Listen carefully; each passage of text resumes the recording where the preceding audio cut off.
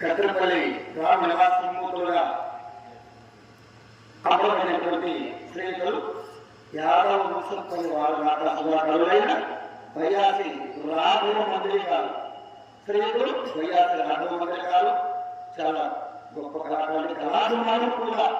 ఎందుకంటే ఈ మహాభారత కళాలు కూడా ఈ ఏరియాలో చాలా పవిత్రమైనటువంటి మన మండల వాసులు ప్రతి ఒక్కరికి కూడా. అట్టి రాఘవ మంత్రి మరణించారు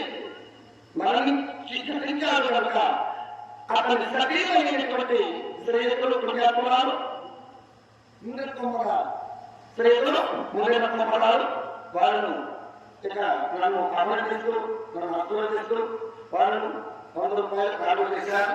అట్టి వారికి ఆదికటేశ్వరైనటువంటి ద్రౌపదమాత శ్రీకృష్ణ భగవానుడు ఎవరి మీద అష్టవసరి ఒక వాక్యం ఇచ్చి వారి పుత్ర మిత్ర కడపల పాత్రలు ఎదురుగా సరైన సుఖభోమని అమ్మవారు చల్లగా కాపాడాలని అమ్మవారిని మళ్ళీ మళ్ళీ ప్రార్థిస్తున్నాను. ఈ విధంగా పునః ప్రకారంగా